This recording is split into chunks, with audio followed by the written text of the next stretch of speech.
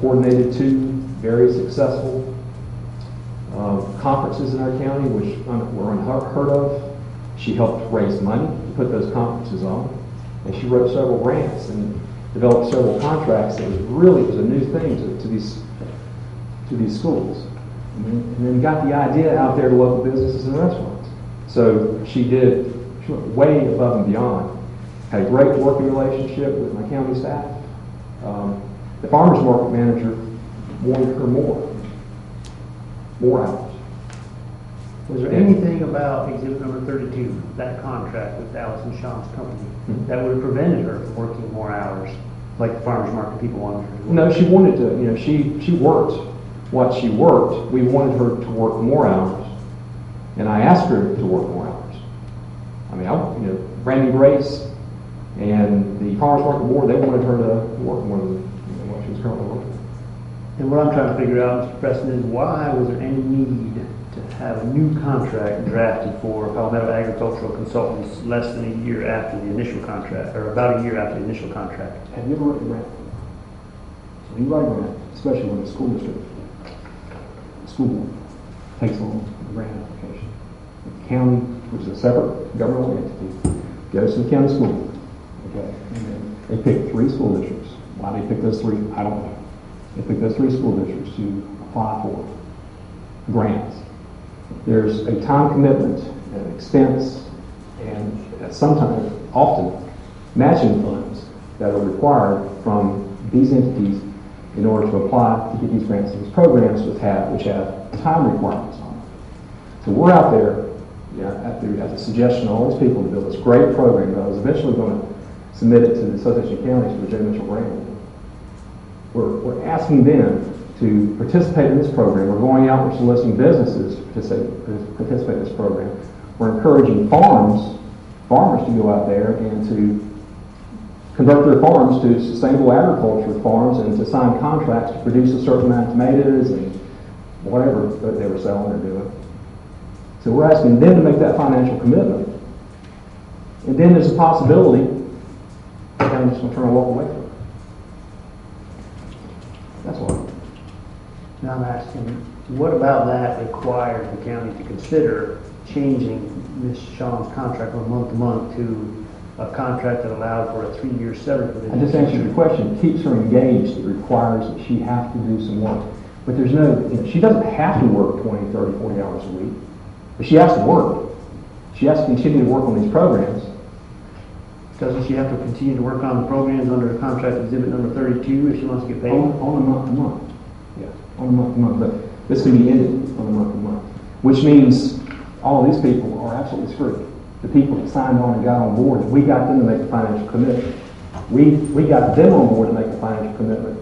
We needed her to stay around and to work on this. And what I'm saying actually proved to be true. After I left, they never got rid of her, I don't think, but they cut her hours. They reduced her hours, but she continued to work on the programs. Now those programs, I don't know where they are right now, but at least the obligation or I don't know what's happening. Suffice it to say, Ms. Shawn came to you about a year after the initial contract was signed. That was going to give her $65 an hour with no limit on the amount of hours she could work, right? I told her a year before this contract was signed, I told her, I said, you do a good job, and we'll look at extending that contract. And we'll get our program up and running. I told her that a year earlier. She had no limit on the amount of time she could work under exhibit number 32, correct? I don't think she could work any more than a certain amount of hours. And also, it plays into the kind of budget situation too, because we need to make sure we can provide the funding to pay for it. All right. In the end, she sends you, October 27, 2008, she sends you a new draft contract, correct? That's exhibit number 34. Right. She sent that to you, right? Who drafted that contract? She did. So she provides you the proposal that she wants you to consider for her new improved contract, correct? And then you ultimately sign a new contract with her, which is exhibit 35, right? Right. What she proposed to you has a termination provision, doesn't it? Yep. In other words, if she's terminated, she gets up to what, 3 years worth of pay? If it's terminated. Right. Right. And But understand, the council could cut her hours down. She didn't have to work 30 or 40 hours a week. They could cut it down to 1 hour a week, and they wouldn't violate this contract. So what's the reason I have a bad deal for the county? Because it kept her engaged in dealing with these programs that we got them to go participate in. And these businesses that had already signed these contracts with these farmers, and these farmers that signed contracts with these businesses, it keeps her engaged. It's not that much of a financial obligation to the county. Explain to me, Mr. Preston, how am I more engaged if I'm Allison Shaw? If I'm getting $65 an hour for pretty much however many hours I want to work? Not very many. I think there's a cap on that. Okay, tell me how I'm any more engaged because I have exhibit number 34, which all it does is tells me if I'm fired, I get a big fat check. How am I more engaged to do my work under this contract, exhibit 35, than I am under 32? It keeps her around to follow through on what the commitments the county had made to these other entities. And it does that how? Because it requires the county She can't go anywhere. She's got to stay here and continue to work. She's got responsibilities too. Well, like you said, the county can cut her down to 1 hour a week. And they cut her down that for I don't know how much. But I think it's pretty consistent for a period of time from what I've heard. Would you agree with me that that's one of the biggest differences between the contract that's exhibit number 32 and the contract that's exhibit number 35 is that exhibit 35 includes a 3-year payout if she's terminated by the county? That's one of the differences. One of the biggest Yeah, differences. but also the big difference too is when this one was signed, none of this was around. Now all of this stuff is around, therefore this one is signed. Yeah, and all this stuff. Being grants, the county, the school district had applied for, all these different conferences, everything that program is doing, the endorsement from the Department of Agriculture, different, 2 different points in time. And what Ms. Shaw asked you for in exhibit number 34 was a contract that included a 3-year severance provision that would pay her as if 20 hours per week had been invoiced for her work, correct? Yeah, that's right. Mm-hmm. And what you actually gave her was a signed contract, exhibit 35, that said you would give her, if she's terminated, 3 years worth of time at 30 hours. We wanted her to work more hours. What does that happen? We just did. We wanted to cap it where she could work more hours because we needed her more. What does the termination provision, the richness of the termination provision have to do with how much Ms. Shaw is going to actually work under her contract? It makes it less likely that people could come in, politicians could come in and pull out of agreements that the county had made with all these other governmental entities and businesses. It keeps the program moving. Right. So you're tying the hands of the so-called politicians, the county, right? That's what you're doing. No, I'm not tying the hands, maybe to a limited degree, but they could cut back her hours if they didn't want to pay her. So that's what I'm getting at, Mr. Preston. What you're talking about doing with this termination provision is only negatively impacting the county side. It's not negatively impacting Ms. Shaw either. How is it only negatively impacting? Because you've got a positive impact over here. I mean, if you pull out of this, if you don't have someone over here to administer these grants and these programs, that's going to negatively impact the county too, and these school districts, because they're going to have to turn around and pay money that they didn't currently, or they hadn't budgeted. That's not going to do any good. Let me just ask you this. You're the one who agreed to give her a termination provision 50% greater than what she had asked you for, right? $10 an hour or something, what you're saying? Instead of basing it on 20 hours a week, you base it on 30 hours. $10 an hour, something, 30, 20, 30, yeah. For 3 years. Right. Even though she hadn't asked for it. Well, she didn't ask for it. My staff, we talked about this. I mean, we felt like this was the best thing to do for the county. I understand your position. I'm just asking who made the call. And you made the call, right? At the recommendation of my staff, employees, and people in the community that work on these programs. And in actuality, Ms. Shaw didn't work anything close to 30 hours a week during the year leading up to the contract you signed in Exhibit 35, correct? The staff was talking to her about that. She felt they were trying to get her to work more, and I guess she was moving in that direction. I think it had something to do with her farm or whatever she was doing. In several of those weeks too, I think she exceeded what she was doing bill.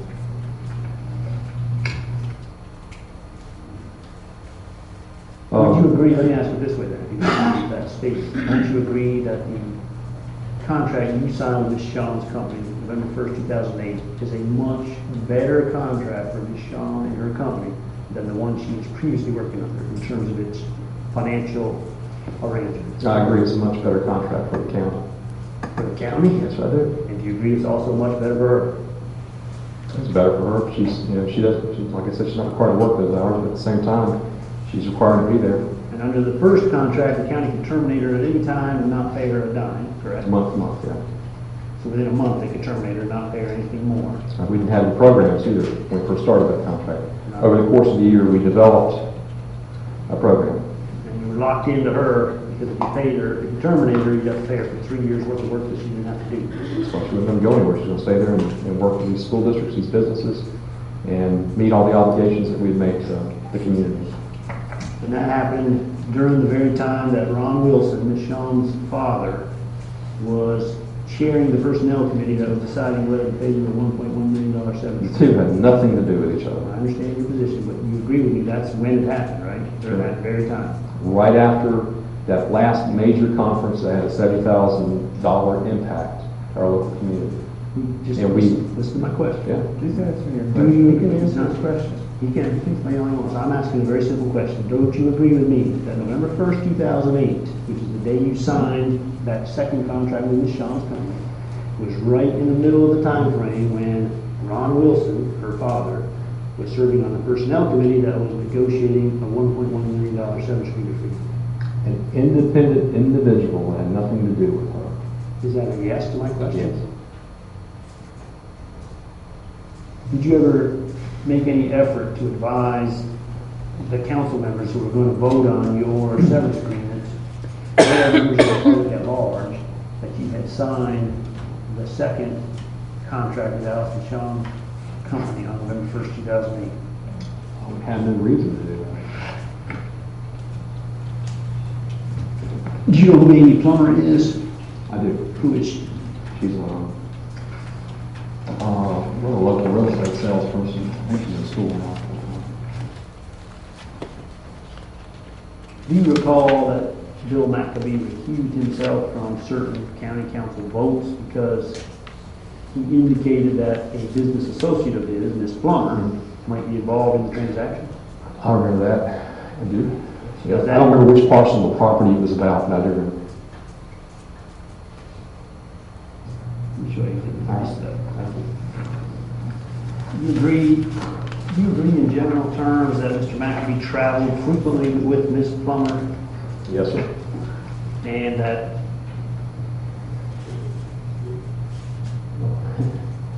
no, I said, do you agree? Don't have to watch the football game.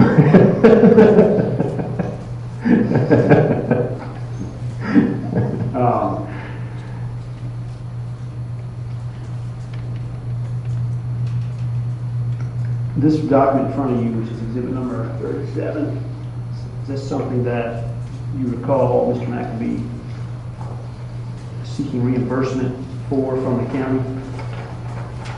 A rail trends conference in 2008? I know he went to some rail trends conferences. My name's not on this, so I don't know. If I've seen that or not.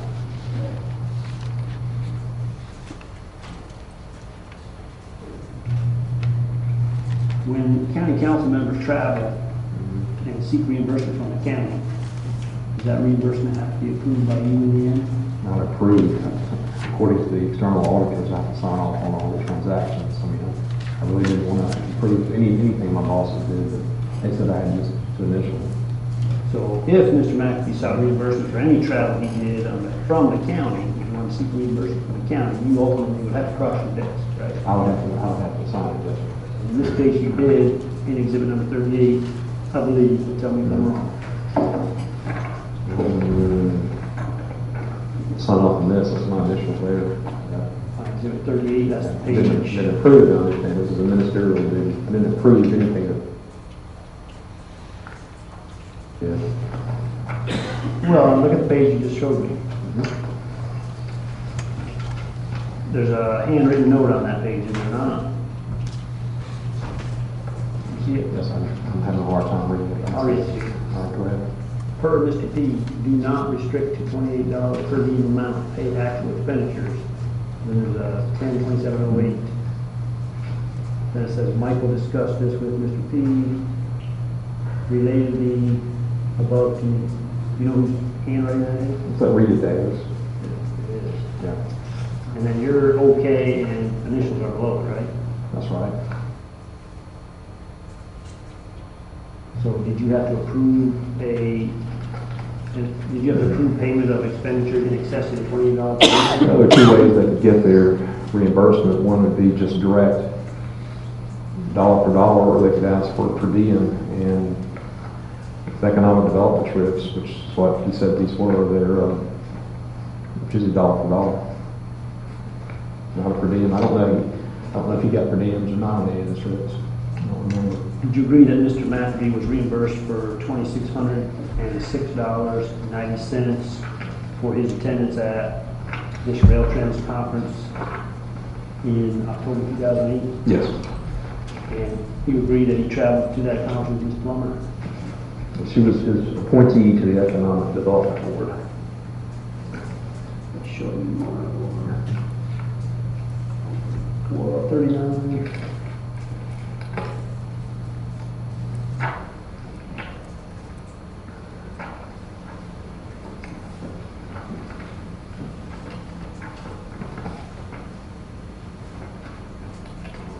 Does Exhibit 39 tell you that Mr. McAfee received reimbursement for $2,812.82 for attendance at a coal gasification technologies conference in 2008? Yes. In fact, the check is dated October 15, 2008, is that right? Yes, sir. And your initials appear on the first page of Exhibit number 39, correct? Yes, sir. And you say that that was purely ministerial? Yes, sir. And Mr. McAfee traveled to this coal gasification technology conference with Ms. Plummer, correct? Yes. I mean, I assume he did. I don't remember if he did. Because her name is on here. Both of these documents, 38 and 39, actually you can look at 37 as well if you like, it shows the dates. Would you agree with me that these two trips by Mr. McAfee occurred after he had lost the primary election? Yes. Are you aware of any economic benefit to Anderson County that resulted from these two trips that are reflected in exhibits 37, 38, and 39? Well, I know that Rail Trends conference was helpful in trying to save that railroad down in Dalton. McAfee was the go-to guy that county council members would go to and to discuss rail issues. I don't know if you're aware of what happened with that railroad. Tell me what evidence you have that Mr. McAfee's two trips that are reflected in exhibits 37, 38, and 38 and 39 resulted in an economic benefit to Anderson County. Anderson County received a letter from CRX, I believe, at some point in time. And it was in 08 or 07, I'm not sure of that. It was a required letter that was sent out to the governmental entity or the jurisdiction that the rail fell. And the letter, if I remember correctly, stated that CRX intended to abandon a certain amount of mileage of track that was in the proximity or ran between Dalton and Williamson. And that created a lot of excitement in the economic development community in Anderson, and that we didn't have a lot of rail sites to offer anyway in Anderson County. So council directed me to try to try to find some way in order to try to save that railroad, not short of the county purchasing itself. The county purchasing railroad. And that was McAfee had always been interested in transportation issues. I think his family was like, they ran some like a trucking company or something. The guy, if you talk to him now, he's brilliant, especially in the area of transportation issues. He knows his business, and has served as chairman or a member of the Economic Development Board and several other economic development committees. And rail was his thing. He was interested too in trying to get the economic development department and county council to adopt some, as a part of their comprehensive economic development plan, a policy that would encourage the county to try to go after exactly what's being built right now in Greer with BMW. in Anderson County. So, yeah, he gave benefit, and he knew rail extremely well. And anytime, rail issues would come up with county council or economic development meetings, he knew it. He could answer. So, yeah, that was a great education, I think, experience for him. How do you tie Mr. McNamara's trip in October 2008 to the Rail Trends Conference to the CSX rail line that you just mentioned? Are they directly related to each other? I don't know if they're directly related, but it's nice to have an external council that actually knew something about rail, because our economic development department didn't know that much about it. When did the CSX rail line that you just talked about, when did that I told you, occur? 07, I believe. So long before. Not long before. Long before, in October 2008? Just a few, probably, maybe a year or so, maybe not even 9 months or so, but they were all right there, close. I think you will have to agree with me, Mr. President, that Mr. McNamee's travel, October 2008, had zero to do with the CSX rail line that you just talked about that happened some 9 months before that travel, correct? You agree with that? No, I don't agree with that. I don't think so. So a trip long after the event occurs somehow impacted the event?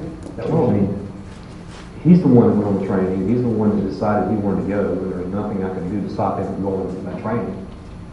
County council members certainly didn't object to him going on that training. They knew he was going on the training and economic development trip. So as far as the benefit, he already knew a lot about rail, and he was sharing it with the economic development department. And who's to say the guy that's come back and be reappointed to Innovate Anderson or the economic development board? So I can't answer you. County council member up until December 31st. Yep. Can vote, can influence, can pass policies, resolutions up beyond, or up to that point in time. He gathered knowledge, he learned from that experience. And I believe in that deposition, if I remember him, I don't know who took it, but I think he pretty much shared how important that meeting was with you guys. Yeah, he told us he got no fish. And he brought no benefit back. That's what he told us. I'm asking you, what evidence do you have that Mr. McNamee brought some economic benefit back to Anderson County